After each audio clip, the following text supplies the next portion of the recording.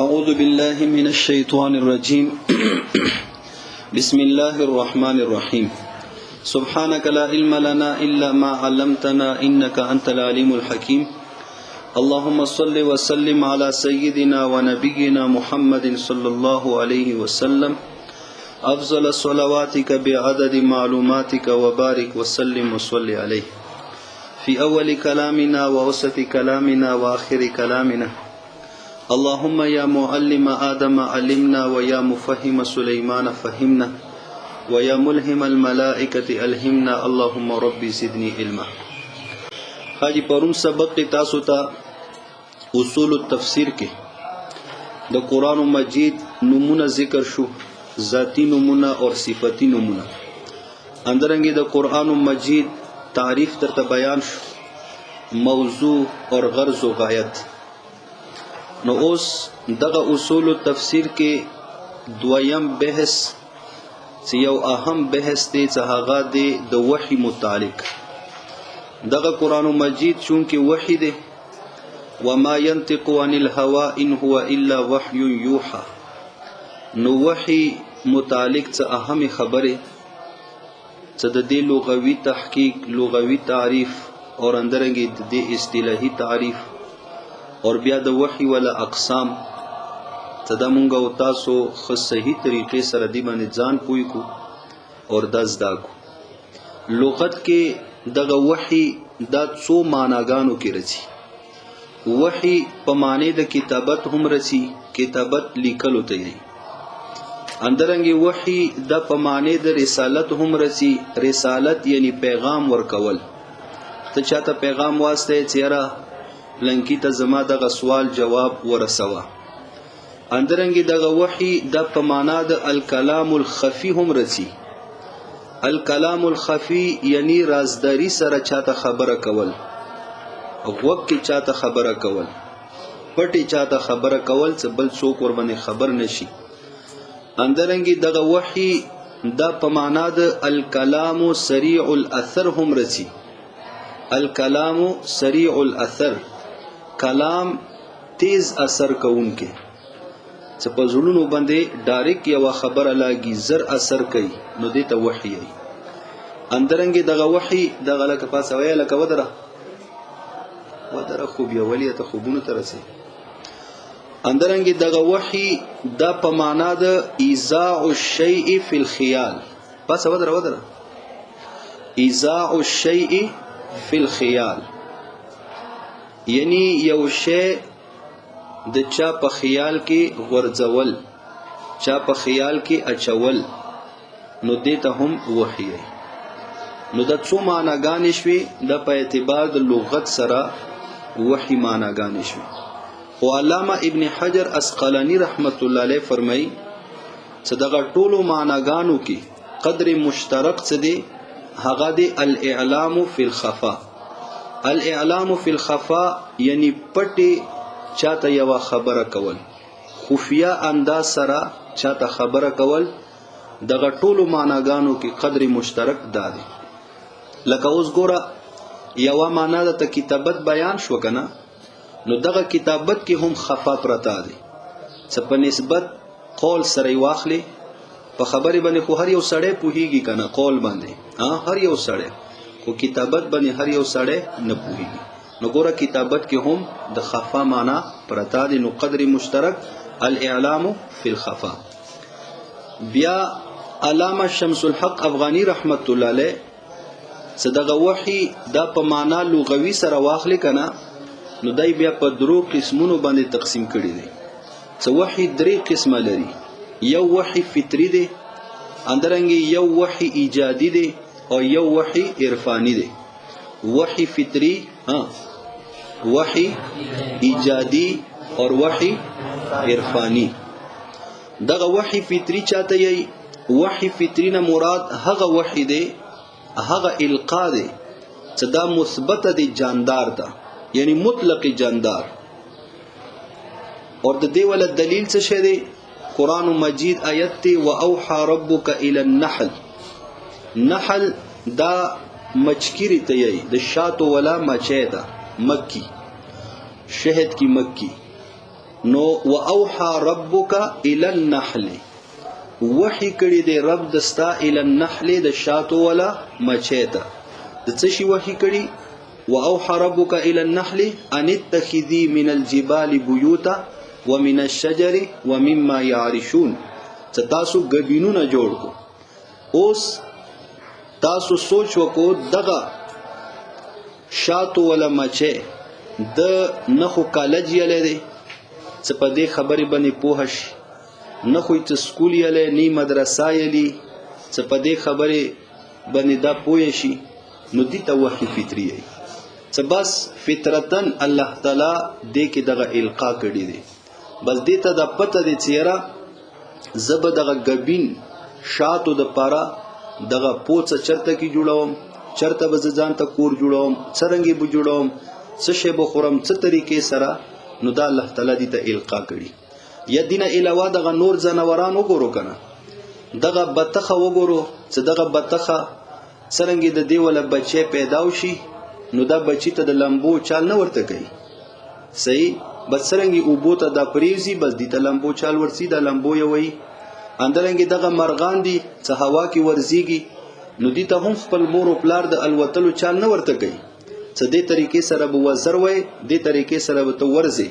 بس دغه وحي فطری دی اندرنګي ګوره چرګي ته وګورو چرګي فطرتن الله تعالی هغه ته دغه القا کړی دی څه هغه اگې واچي او بیا څه کله ته هغه ته دغه اگې را جمع کی کینې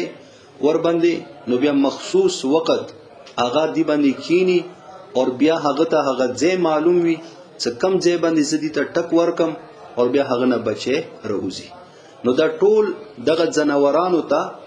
دا وحید او فطری وحید یعنی القا ورته الله تعالی کړی دی نور دغه مرغانو دغه حیواناتو نه کالجونه شته او نه یونیورسيټیان شته او نه مدرسې شته دغه وحی فطری دی دویمه وحی څه هغه وحی ایجادي دی وحی ایجادي نه مراد هم القا دی څه بس الله تعالی القا وکي او دغه وحی ایجادي دغه القا ماهرین فن ته کیږي ها ماهرین فن اوس دغه وحی آمده دا مسلمان تام کیدل شي دا کافر تام کیدل شي خو بس ماهر فی الفن وی لکه ګوره هغه د پر مثال اوس فرنیچر ولا دی کنه فرنیچر ولا دا فرنیچر جوړي نو هغه ذهن ته قسمه قسمه د فرنیچر ولا ډیزاینونه رسی چیرې دغه فرنیچر دی ډیزاین سره جوړ کا دغه ډبل بیډ دی طریقې سره جوړ کا ها دغه سنگر میز او دا تاسو ته دی الله زر دروخه نو تاسو په انتظار یو تاسو کتلی کنه نو دا دغه وحی ایجادي دی یا اندرنګ نور ایجادات یره دغه شیزونه دغه جزونه جوړاوه د گاډي جوړاوه د موټر سایکل جوړاوه نو هغه ذهن ته ګوره مختلف شیزونه سره وځي نو دغه وحی ایجادي دی الله تعالی ورته دغه القا کوي صدا شه دسي جوړ کا د دسي جوړ کا د کې دا ضروری نه دی چې دا به صرف مسلمان ته کیږي مسلمان وي کافر وي قران مجید آیت هم دی کنه کلن نمد هؤلاء من عطاء ربك وما كان عطاء ربك محظورا کلن نمد یعنی کلن من الفریقین دینه مخکې د دوه فریقو ولا ذکر دی مسلمان اور کافر فرمان بردارا اور نافرمانا بیا الله فرمای کلن ای کلن من الفریقین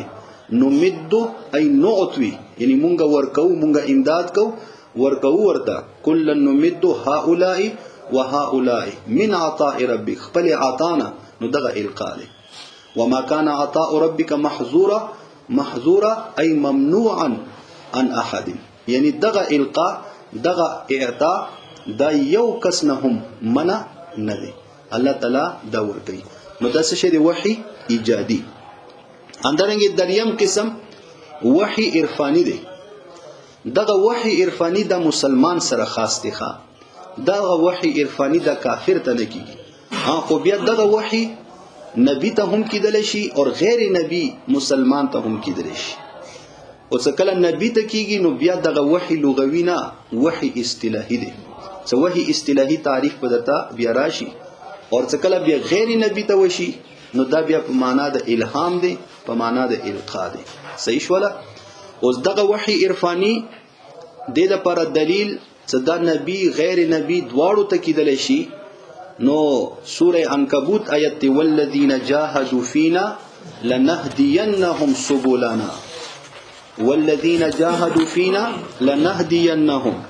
فینا ای فی دیننا یعنی هغه خلق صحابوی مجاهده کوي کوششونه کوي زما په دین کې نو دا کم خلق مراد دي یا انبیاء کرام یا اتباع د انبیاء کرام نو څکه کله دوی مهنتونه کوي لنهدینهم ای لنوفقنهم نو مونږ بیا دې ته توفیق ورکو سبولنا ای سبول دیننا یعنی دین د لارو توفیق ورته ورکو یعنی دی باندې مونږ بیا مختلف لارې کولو مختلف یعنی ترقیان ورته ورکو مخکې دا بیا مازال کوي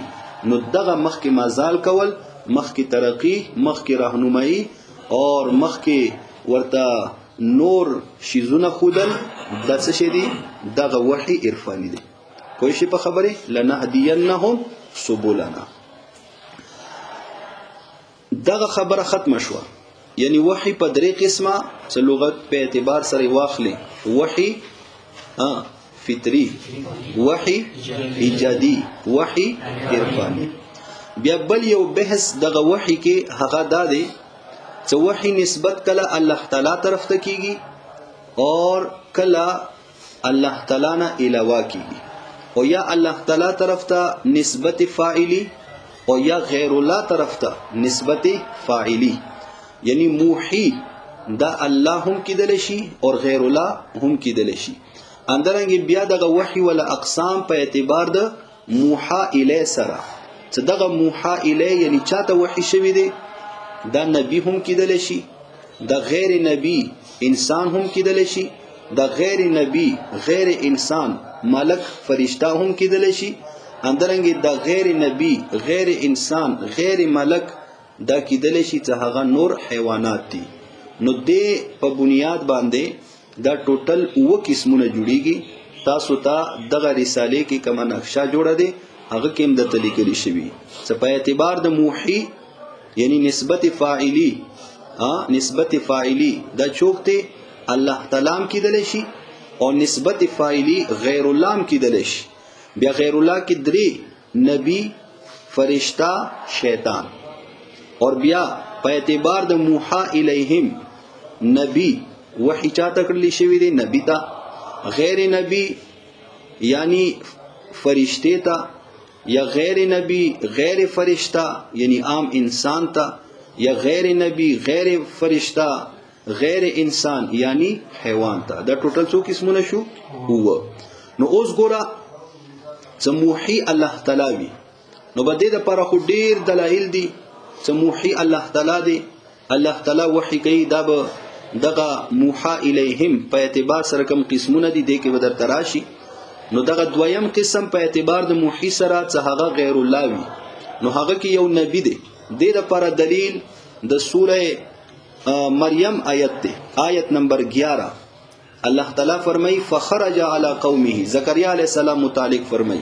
فخرج علی قومه من المحراب فخرجا کی ضمیر دی هغه راځي دی چاته زکریا علیہ الصلوۃ والسلام ته رؤوت الزکریا علیہ السلام علی قومه خپل قوم ته من المحراب محراب دا عبادت خانه ته بیت المقدس کې دغه مختلفه وړي وړي کوټې به جوړې وي چې هغه کوټې به مخصوصي وي چې دا د پلنکی کوټه دی دا د پلنکی کوټه دی یعنی دغه کوټې د عبادت خانه وي لکه څنګه دغه اعتکاف کوونکی مساجدو کې ځان د پاره اعتکاف ولا کمره جوړی کنه پردی ولګي هغه کې هغه ناس وی خلوتګای وی هغه کې د الله عبادت کوي ذکر اذکار تلاوت کوي نو بیت المقدس کې هم درنګي کوټي جوړي وي چې هغه به مختلف خلق ولوي نو زکریا علیہ الصلوۃ والسلام ولهم یوا عبادت خانه یوا کوټاوه نو فخرج علی قومه من المحراب زکریا علیہ السلام وروت خپل قوم ته د خپل کوټي خپل عبادت خانه نه فاوحى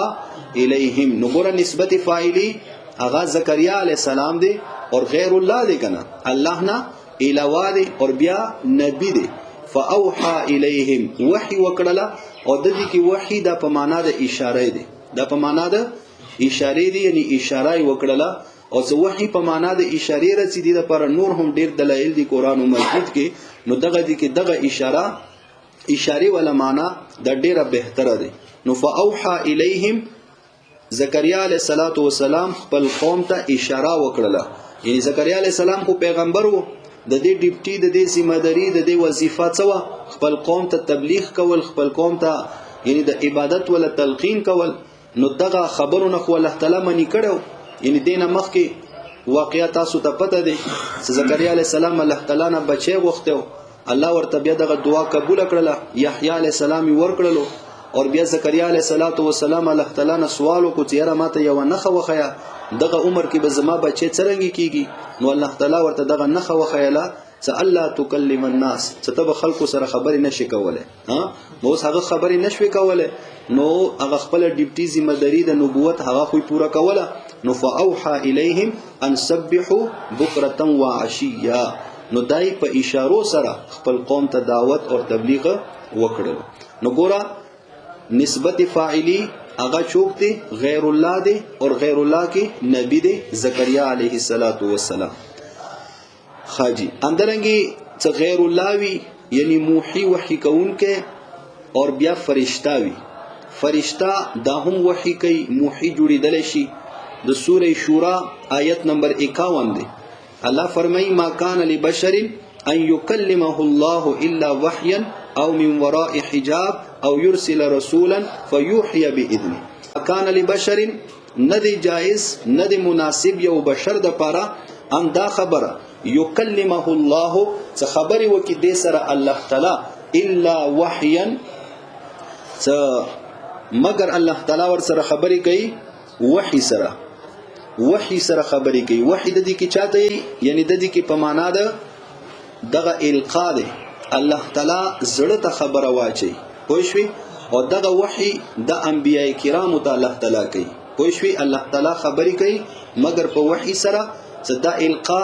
دا بیا په ویخي باندې کېدل شي او دا بیا په خوب کې هم کېدل شي یعنی تاسو ته پته دي چې نبی ولا خوب د وحي وي صحیح دی نو دغه القا دی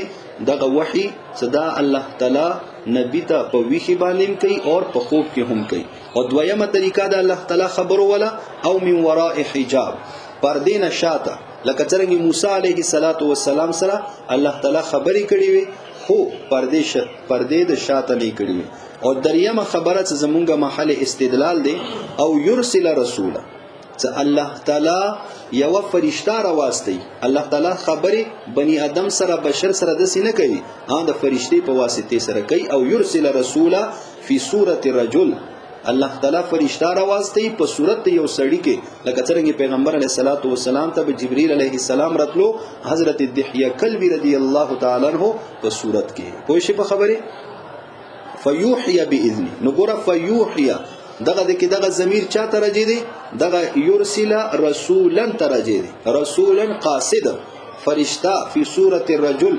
دغه وحی وکي باذنه په حکم د الله تعالی سره نو ګوره موحی د فرشتام کیدل شي اندرنګي شیطان هم کیدل شي شیطان هم او په اعتبار د لغت سره نسبت فاعلی شیطان طرف ته کیدل شي لکه قران مجید آیت د سوره انعام ولا آیت ولا تاكلوا مما لم يذكر اسم الله عليه هغه شیز ما خورو چې هغه باندې د الله تعالی نوم وانه خستل شي ولا تاكلوا مما لم يذكر اسم الله عليه وانه لفسق او دغه د الله تعالی نوم نه اخستل په مذبوحي باندې دا څه شی دی فسق دی فسق معنا خروج عن طاعت الله خروج عن الدين دی دا اور بیا مخکې الله تعالی خو دینه منو فرمایله اور بیا پیغمبر علیه السلام څخه کله دغه وحی بیان کا نو هغه مشرکین مکه او خډنډورا ولګوله نو اوس دغه مشرکین مکه دا پیغمبر علیه السلام سره صحابه سره مناظره کوي او دلایل بیانوي او خبري بحث مباحثه په دې خبرو باندې ورسره کوي نو اوس دوی ته دغه خبري چوپ ورته کوي نو الله فرمای وان الشیاطین لیوحون الی اولیاءهم نو ګور لیوحون او د دې کې په معنا ده لیلقون د القا کوي دغه شیطانان دغه خپل ملګرو ته الی اولیاءهم دغه خپل دوستانو ته القا کوي دلایل ورته کوي لکه ګور هغه کې یو دلیل داده چې دوی ویلو چې کله تاسو یعنی چاړه تیرا کو الله نوم ور باندې واخلو تاسو یو چې یره دغه مذبوحه دا حلاله دي دا صحیح دي او بیا هغه مذبوحه چې هغه الله تعالی مړه کینی په پاسه نه راو ورځيږي مړه شي په خپل مرګ باندې تاسو یو چې دا الله نه دی نو د الله مړون کی جناور ته تاسو یو حرام دی او تاسو خپل ور باندې چاړه تیرا کو هغه ته یو دا مردار دی نو درنګي دلایل مختلف د چوک ورته کوي د شیطان لا یوحون الی اولیاءهم او څه د پاره لیجادلوکم څه دوی جګړه وکي مناظره وکي بحث مباحثه وکي تاسو سره نو ګوره نسبت فاعلی چا طرف ته دی شیطان نو درې څلور قسمونه شو دي کې په اعتبار د موحی سره څ الله تعالی اور بیا غیر الله طرف ته وی به موحی غیر الله وی نو نبی کیدل شي ملک کیدل شي فرشتہ اور شیطان کیدل شي اندرنګ دویم په اعتبار د موحا الیهم سره اقسام دغه موحا الی دا څوک کیدل شي موحا الی د نبی کیدل شي قران مجید آیت ته د سوره هود آیت ته آیت نمبر 36 واوحي الى نوح انه لن يؤمن من قومك الا من قد آمن فلا تبتئس نو دغه ځکه الله تعالی نوح علیه السلام ته وحی کوي واوحي وحی وکړل شو الى نوح علیه الصلاۃ وحی وکړل شو نوح علیه الصلاۃ والسلام ته نو وحی کوونکې څوک دی الله تعالی وحی کوونکې څوک دی نسبت فاعلی الله تعالی اور نسبت مفعولی الى نوح موحى الی څوک دی نوح علیه السلام صحیح ولا اور دغه واوحي الى نوح څه وحی وشولا انه لن يؤمن من قومك صدا تاول قوم بس دا نور ایمان نه وروړي الا من قد امن استثناء مفرغ ده یعنی بس چا ایمان راوړی دی بس دغه ایمان دغه خلکو نور څوک ایمان نه وروړي نو فلا تبتئس ای فلا تحزن تغم جنکیګما نو به هر حال نبی دا موحى الی دی نسبت مفعولی نبی طرف ته اور غیر نبی کیدل شي غیر نبی څه هغه فرشتہ وی لکه دې لپاره مثال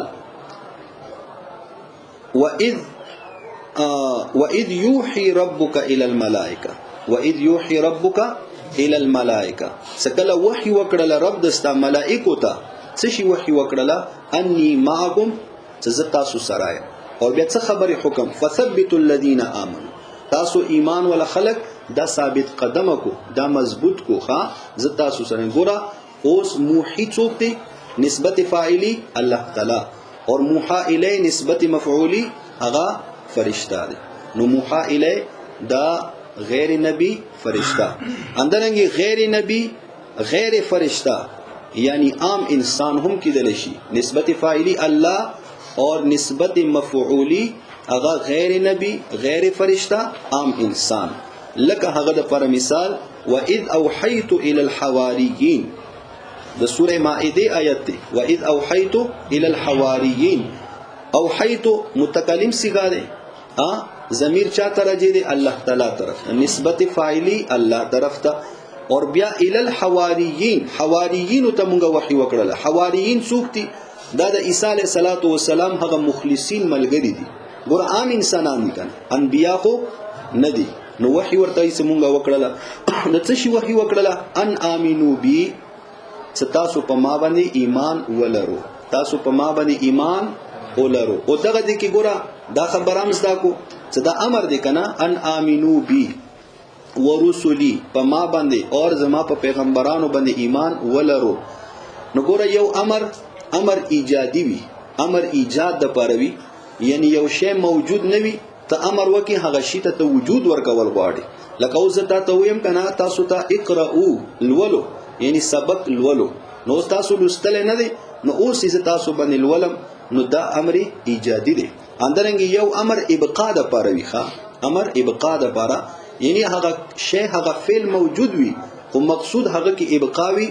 مقصود هغه کې دوام او استمرار وي هغه د پر دغه حکم وي نو دغه د کې دغه امر د ابقاء د پاره دی لکه هغه د پر یو بل مثال څه امر ابقاء د پاره هم رتی لکه پیغمبر علیه الصلاۃ والسلام ته الله تعالی حکم کوي یا ایها النبی اتق الله اے پیغمبر علیه السلام اتق الله نو اوس نعوذ بالله چې دغه امر ایجاد د پر صرف رسی نو دغه د کې کومانه ډیره ګډوډیږي کنه. ولی پیغمبر علیه الصلاۃ والسلام کې مخکې تقوا نه او اوس ورته د تقوا حکم کوي، یا مخکې خوف خدا ورکینه او اوس ورته حکم کوي نه، بلکې مخکې نه خوف خدا موجود دی، مخکې نه تقوا. او یا ایها النبی اتق الله معنا څه دغه تقوا باندې ته برقرار پاتې شه. نو ګوره دغه معنی بیا اردو او پښتو دواړو کې بیا فرق کول شي، عربي کې فرق کول شي. نو ګوره اوس دې معنا ته وکي ان امنو بي په ما باندې ایمان راوړو، دا امر ایجادي معنا دی. اندرنګ ما باندې ایمان لرو ولرو نو دا د امر ابقاء ولا معنا دی. او شي په خبره نو دغه شیزونه ولا خیال به ورکه ستو صحیح دی. نو دا څه په اعتبار د موحى الیهم سره څه دغه وحی وی غیر نبی ته، غیر فرشتي، عام انسان ته، هغه د لپاره مثال دا بیان شو. اور بیا په اعتبار د موحى الیهم سره څلورم قسم چې موحى الی د غیر نبی وی، غیر فرشتہ وی، غیر انسان وی، یعنی عام حیوانات. هغه دغه مثال تاسو ته مخکې بیان شو وحی فطری کې، واوحى ربک الی النحل ان اتخذی من الجبال بیوتا. صحیح شو چې دغه شاتو ولا مچیتا الله تعالی وحی وکړه القا دی. صحیح شو چې الله تعالی القا وکړه وحی فطری اندرنګ نور حیوانات ته. صحیح شو. نو دغه وحی متعلق تاسو ته دغه یو څو خبره بیان شوي چې وحی لغوي معنا ده بیان شو. صحیح شو چې وحی لغت کې کمی کمی معناګانې دي. اور بیا د وحی په اعتبار د لغت سره درې قسمونه ده بیان شو، وحی فطری، وحی ایجادي اور وحی عرفانی. اندرنګ بیا د وحی متعلق یو بل بحث چې دی نسبت فاعلی کله الله تعالی طرف ته کیدل شي، کله غیر الله طرف ته. نو بیا دي کې څلور قسمونه جوړیدلو. نسبت الله تعالی طرف ته یو، نسبت فاعلی غیر الله طرف ته دي کې بیا نبی، ملک اور شیطان. اور اندرنګ بیا موحى الی په اعتبار سره څلور قسمونه. موحى الی نبی کیدل شي، موحى الی غیر نبی فرشتہ کیدل شي، موحى الی غیر نبی غیر فرشتہ عام انسان، موحى الی غیر نبی غیر فرشتہ غیر انسان یعنی عام حیوانات. صحیح شو مولی سے.